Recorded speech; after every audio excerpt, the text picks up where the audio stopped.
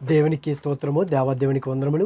ప్రభు అయినటువంటి యేసుక్రీస్తు నామములో మీ అందరికీ శుభములు తెలియజేస్తున్నాను. ప్రియ సహోదరి సహోదరుడా, ఈ ఉదయకాల సమయంలో దేవుని యొక్క వాక్యం సెలవిస్తుంది.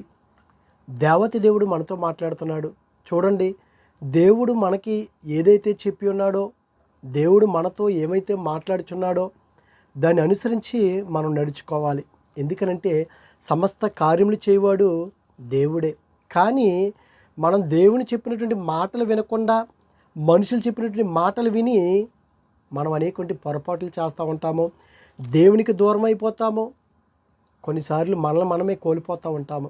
అయితే దేవాతి దేవుడు, యెహోవా దేవుడు ఏదైతే తన యొక్క ప్రజలకి, తన స్వజనానికి ఆయన వాగ్దానం చేసినటువంటి భూమిని ఇస్తాను, ఆ ప్రదేశాన్ని, దేశాన్ని ఇస్తానని చెప్పి ఉన్నాడో, అక్కడికి మరి మోషే గారి ద్వారా ఒక్కొక్క గోత్రం నుంచి ఒక్కొక్కరి పంపించాలి, అందులో ప్రధానుడై ఉండాలి అని అన్నప్పుడు మోషే గారు మరి ఒక్కొక్క గోత్రం నుంచి ఒక్కొక్క వ్యక్తిని, ప్రధానుడైనటువంటి వారిని 12 మందిని పంపిస్తారు.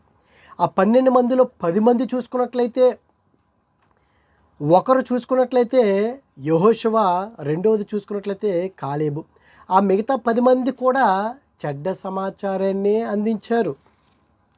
వారి ఎదుట మేము మిడతల వలె ఉన్నాము, వారి ఎదుట మేము నిలబడలేము అని వారు మాట్లాడుతున్నారు. వారు ఏమంటున్నారు? మా దృష్టికి మేము మిడతల వలె ఉంటిమి, వారి దృష్టికి అట్లే ఉంటిమి. చూడండి, కొంతమంది దేవుడు ఇచ్చినటువంటి శక్తిని వారు ఉపయోగించుకోకుండా, దేవునిలో నిలబడకుండా వారు ఎప్పుడు కూడా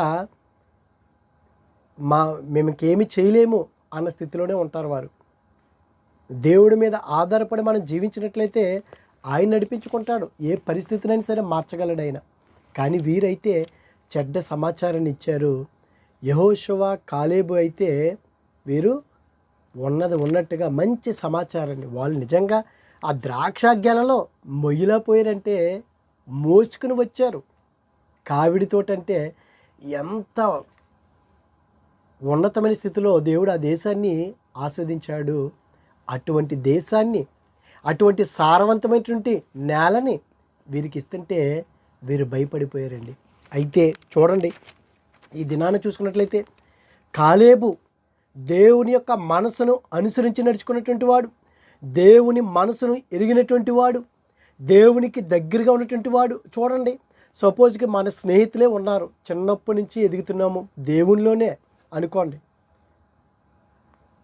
ఒకే విధంగా ఉన్నప్పుడు ఇద్దరు కూడా ఒకే పనులు ఇస్తూ ఉంటారు కొన్ని సమయాల్లో. కానీ ఒక వ్యక్తికి ఏమో ఎక్కువ ఇచ్చి ఒక వ్యక్తికి తక్కువ ఇచ్చారనుకోండి, తక్కువ ఇచ్చినటువంటి లేకపోతే ఆ పదవి లేనటువంటి వ్యక్తి ఏమనుకుంటాడు, అయ్యో నేను కూడా ఇతనితోటి సమానుడే కదా, నన్నెందుకు ఇలా చేశారు అని ఇంకా గ్రూప్ రాజకీయాలు నానా రకాలుగా చేస్తారు. కాలేబు అయితే ఆ విధంగా చేయలేదండి. ఎందుకనంటే మోషేకి దేవుడు చెప్పాడు, మోషే గారి తర్వాత ఇశ్రాయేలు ప్రజలు నడిపించేది కానానికి యెహోషువ అని. ఇద్దరు ఒకే ఈడు కలిగినటువంటి వారు, ఒకే వయసు కలిగినటువంటి వారు.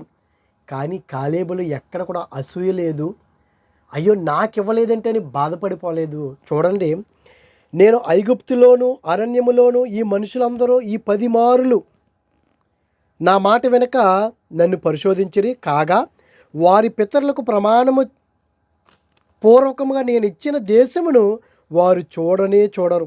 నన్ను అలక్ష్యము చేసిన వారిలో ఎవరును దానిని చూడరు. వీరందరూ కూడా లక్ష్య పెట్టలేదు, దేవుని అలక్ష్యము చేశారు, నిర్లక్ష్యము చేశారు, లెక్కలేనితనంగా ఉన్నారు, మాట్లాడారు. ఆ విధంగానే దేవుని యొక్క గొప్పతనం ఏంటో తెలుసుకోలేకపోయారు, దేవుని యొక్క శక్తి, దేవుని యొక్క బలం ఏంటో వారు ఎరగలేకపోయారు. ఇదిగో, వారు నన్నే అలక్ష్యం చేసిన వారు ఎవరిని దాన్ని చూడరు. సంఖ్యాకాండము 13వ అధ్యాయంలో చూసుకున్నట్లయితే 24 నుంచి, నా సేవకుడైన కాలేబు మంచి మనసు కలిగి, ఎప్పుడు కూడా మనం మంచి మనసు కలిగి ఉండాలండి. ఇది ఎవరు చెప్తున్నారు? దేవాతి దేవుడు సాక్ష్యం చెప్తున్నాడు. కాలేబుకి ఏమన్నది? మంచి మనసు, కపటమైన మనసు లేదు. అసూయ లేదు, స్వార్థం లేదు, పగ లేదు, కోపం లేదు. ఇదిగో ఆ ఇశ్రాయేలు ప్రజలు నడిపించేటువంటి ఆ యొక్క నాయకత్వము యెహోషువకి ఇచ్చేశారు. నాకెందుకు ఇవ్వలేదు? కోరాహు ఏం చేశాడు? ఇదిగో అహరోను వీళ్ళన్నా చెయ్యాలి, వీళ్ళనే పరిశుద్ధులు అని 250 మందిని వేసుకుని వెళ్ళిపోయాడు అహరోను మోషే దగ్గరికి. మేము కూడా చేస్తాం. దేవుడు ఏ పనిస్తే ఆ పని చేయాలి. కానీ వారు ఆ పనిని స్వల్పంగా ఎంచుకున్నారు. దేవుని యొక్క ఉపకరణములు కడగటంలోను, దేవుని యొక్క ఉపకరణంలో ఆ పనులు చేయటంలోను ఎవరెవరికి ఏం చేయాలో ఆ పని ఇచ్చేశాడు, కేటగిరీలు. కానీ దాన్ని స్వల్పంగా ఎంచుకున్నారు వారు. 250 మందిని వేసుకుని ఎదురుదాడి తిరిగాడు. కానీ భూమి తన నోరు తెరిచి వారందరినీ కూడా తీసుకుని వెళ్ళిపోయినట్టుగా మనం చూస్తున్నాం, విన్నాం.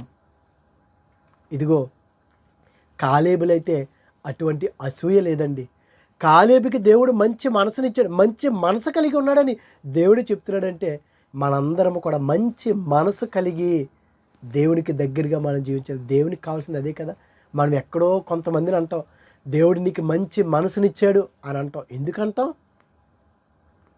వారు మనమేదో వారికి ఇస్తే ఏదో మంచి మనసు కలిగి ఉంటాం కాదు. నువ్వు ఇచ్చినా ఇవ్వకపోయినా, మాట్లాడినా మాట్లాడకపోయినా వారు ఇప్పుడు కూడా మంచి మనసు కలిగి ఉంటారు. వారు దేవుని యొక్క చిత్తాన్ని అనుసరించి నడుచుకుంటారు.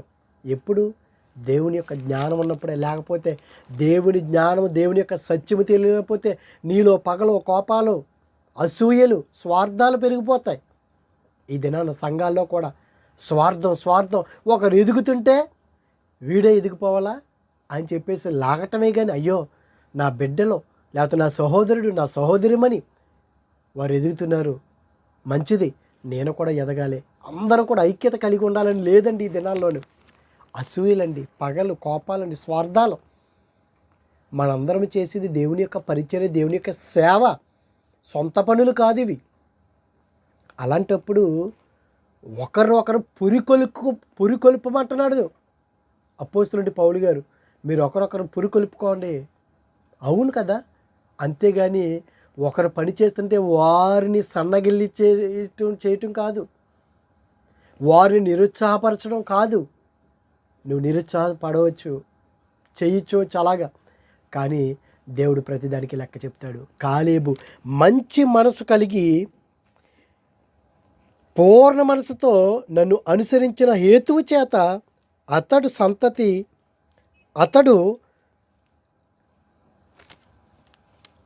అతడు పోయిన దేశంలో అతన్ని ప్రవేశపెట్టేదను. చూడండి, అతడంతా పూర్ణ మనసుతోటి మంచి మనసు కలిగి ఉన్నాడు. మనకలాగా సగం కాదు. నా సేవకుడైన కాలేబు మంచి మనసు కలిగి పూర్ణ మనసుతో నన్ను అనుసరించిన హేతువు చేత.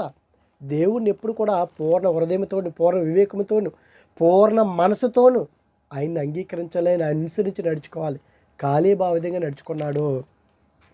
ఆ హేతువు చేతంట ఆయన పోయిన దేశంలో అతను ప్రవేశపెట్టేదను, అతని సంతతి దానిని స్వాధీనపరుచుకొనును. అతనే కాదు, అతని సంతతి కూడా. సోదరులారా, దేవునికి విరోధముగా రూపింపబడి ఏ యొక్క ఆయుధమునో వర్ధిల్లదో. అంటే దేవునికి విరోధంగా మనం ఉండకూడదు. ఒక సహోదరుడికి, ఒక సేవకునికి నువ్వు విరోధంగా ఉంటున్నావు అంటే దేవునికి విరోధంగా ఉంటున్నావు నువ్వు. ఇదిగో మాకు నాయకుడికి వద్దు, మాకు దేవుడు పరిపాలన వద్దు, మాకెవరో రాజు కావాలి. అందుకే దేవత దేవుడు అండు సమూయేలు, ఈ ప్రజలు చెప్పిన మాటే నువ్వు చెయ్యి. వారు విసర్జించింది నిన్ను కాదు, నన్ను విసర్జించారు. ఈ దినాల్లో కూడా దేవునికి మనం విరోధంగా ఏది చేయకూడదు. దేవుని యొక్క బిడ్డలకు మనం విరోధంగా ఏది చేయకూడదు. ఇదిగో దేవుని మనసును అనుసరించి నడుచుకున్నాడు. అతనే కదా, అతని సంతతి వారందరూ కూడా దాన్ని స్వాధీనపరుచుకుంటారు. అతని కనానీయులను, అమాలేకులను, కనానీయులను ఆ లోయలో నివసించున్నారు. రేపు మీరు తిరిగి ఎర్ర సముద్రపు మార్గం అరణ్యకు ప్రయాణమైపోయి ఉండేను. ఎప్పుడైతే ఈ విధంగా చేశారో దేవుడు, ఇదిగో వారు ఎవరైతే కనుక చెడ్డ సమాచారం తీసుకొచ్చారో వారు వెళ్ళరు అని దేవుడు చెప్పేశాడు. ఇక్కడ చూసుకున్నట్లయితే యెహోషువ గ్రంథంలో 14వ అధ్యాయంలో చూసుకున్నట్లయితే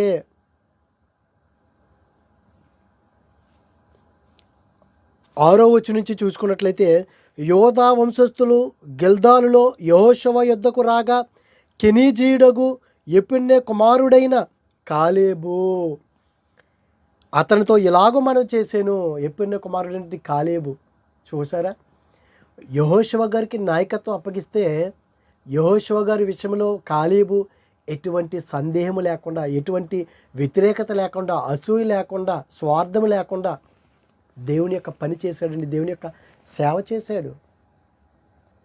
ఆ విధంగా మనం ఉండాలి. కానీ ఈ దినాల్లో స్వార్థం స్వార్థం స్వార్థం, వాడొత్తే ఏం చేస్తాడో వీడొత్తే ఏం చేస్తాడని చెప్పుకుంటామే తప్ప దేవుని యొక్క మనసును ఎరిగి పూర్ణ మనసుతో మంచి మనసు కలిగి ఉన్నాడు. ఇదిగో కాదేశు బర్నేయాలో దైవజనుడైన మోషేతో యెహోవా నన్ను గూర్చియు నిన్ను గూర్చి చెప్పిన మాట నీవెరిగిదువు. కాలేబు అంటున్నాడు, ఇదిగో నన్ను గూర్చి నిన్ను గూర్చి చెప్పినటువంటి మాటలు నువ్వు ఎరిగి ఉన్నావు. దేశమును వేగు చూచుటకు యెహోవా సేవకుడైన మోషే కాదేశు బర్నేబయ నుండి నన్ను పంపినప్పుడు నేను నేను 40 ఏండ్ల వాడును. కాదేశు బర్నేబయలో ఉన్నప్పుడు పంపించారంట మోషే గారు. అప్పుడు నాకు 40 సంవత్సరముల వయసు. నువ్వెరిగి ఉన్నావు.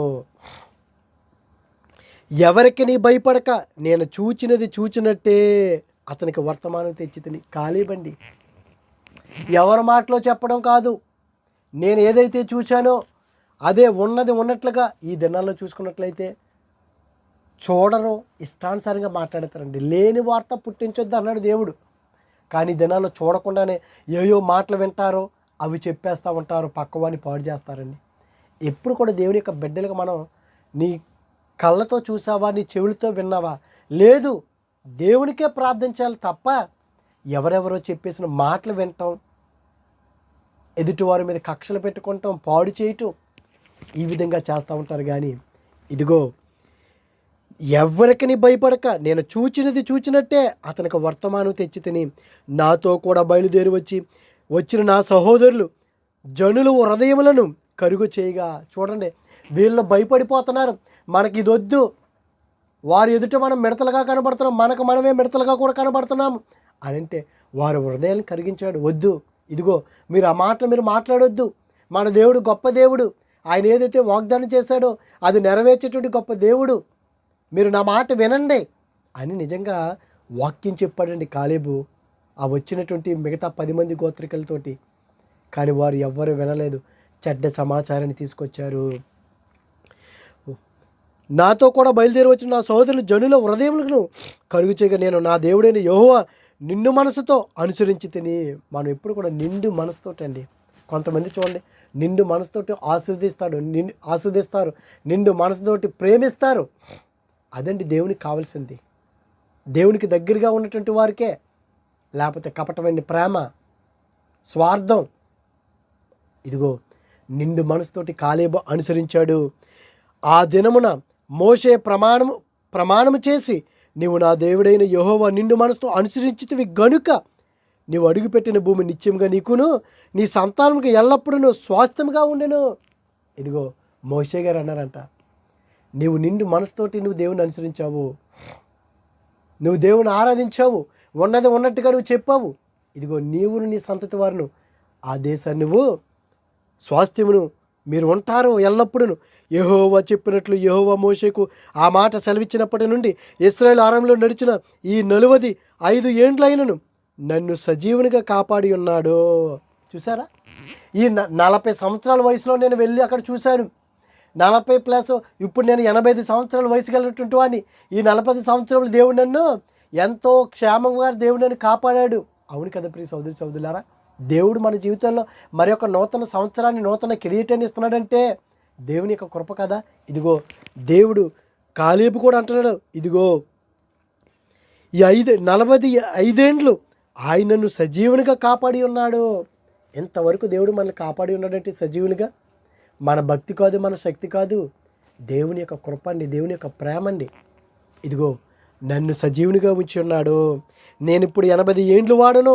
మోషే నన్ను పంపినాడు, నాకు ఎంత బలమో నేటి వరకు అంత బలము, యుద్ధము చేయుటకు కానీ వచ్చుచు పోచుండుటకు కానీ నాకెప్పటి ఎట్లు బలము ఉన్నది. నాకు ఇంతకుముందు బలం ఏ విధంగా అయితే ఉన్నదో వెళ్ళటానికి రావటానికి అదే బలం ఉంది. యుద్ధం చేయటానికి అదండి. దేవుని యొక్క సేవలో వయసుతో నిమిత్తం లేదు. దేవుని యొక్క పని చేయాలని ఆశ ఉన్నట్లయితే ఆయన బలమిచ్చి శక్తినిచ్చి నడుపుకునేటువంటి వాడు. అందుకే ఏనంటున్నాడు చూడండి, కాబట్టి ఆ దినమున యెహోవా సెలవిచ్చి ఈ కొండ ప్రదేశం నాకు దయచేయము, అనాకీలను ప్రకారం గల గొప్ప పట్టణములు అక్కడ ఉన్న సంగతి ఆ దినం నీకు వినబడెను. యెహోవా నాకు తోడై ఉండిన ఎడల యెహోవా సెలవిచ్చినట్లు వారి దేశం స్వాధీనపరుచుకొందును. యెఫున్నె కుమారుడైన కాలేబు ఇశ్రాయేలు దేవుడైన యెహోవాను నిండు మనసుతో అనుసరించువాడు గనుక యెహోషువ అతని దీవించి అతనికి హెబ్రోను స్వాస్థ్యముగా ఇచ్చెను. చూడండి ప్రియ సోదరి సోదరుల, నిండు మనసుతోటి అనుసరించాడు దేవుణ్ణి. అందుకే దేవుడు యెఫున్నె కుమారుడి కాలేబుని దేవుడు ఆశీర్వదించాడు. మనము కూడా ఎప్పుడు కూడా నిండు మనసుతోటి ఉన్నది ఉన్నట్లుగా మనం చెప్పాలి, లేదంటే దేవునికే ప్రార్థన చేయాలి తప్ప లేనిది ఉన్నట్లుగా ఉన్నది లేనట్లుగా మనం మాట్లాడకూడదు. ఒకరికి మనం ఉన్నతమైన స్థితిలో ఉన్నప్పుడు అసూయ పగలో స్వార్థాలు మనం ఉండకూడదు. ఇదిగో యెహోషువ గారికి నాయకత్వం అప్పగించినప్పుడు యెఫున్నె కుమారుడైనటువంటి ఇదిగో ఈ యొక్క కాలేబైతే ఆయనలో ఎటువంటి స్వార్థం లేదు. మనము కూడా అటువంటి స్వార్థం లేకుండా మంచి మనసు కలిగి దేవుని యొక్క సన్నిధిలో నిత్యము మనం నిలిచేవారిగా ఉందాం. అటువంటి కృప దేవుడు మనందరికీ అనుగ్రహించను గాక. ఆమేన్. పరిశుద్ధుడా, ప్రేమగల తండ్రి, మహిమగల దేవునికి స్తోత్రాలు దేవా. ఇదిగో తండ్రి, కాలేబుకు ప్రభా నిండు మనసుతో ప్రభా నిన్ను అనుసరించినటువంటి వాడు మంచి మనసుని అనుగ్రహించావయ్యా. ఈ దినాల్లో చూసుకున్నట్లయితే ప్రతి ఒక్కరికి చెడ్డ మనసు ప్రభా, అటువంటి చెడ్డ మనసును తీసేసి మా అందరికీ మంచి మనసులు అనుగ్రహించమని, అనారోగ్య బిడ్డలకు ఆరోగ్యాలు దయచేయండి, ఇరుకుల్లో ఇబ్బందుల్లో శోధనలకు సాధ్య సమస్య దయచేయమని, నీ కృపలో మమ్మల్ని భద్రపరచమని క్రీస్తు నామమున అడిగిన పరమ తండ్రి. Amen, amen. God bless you all.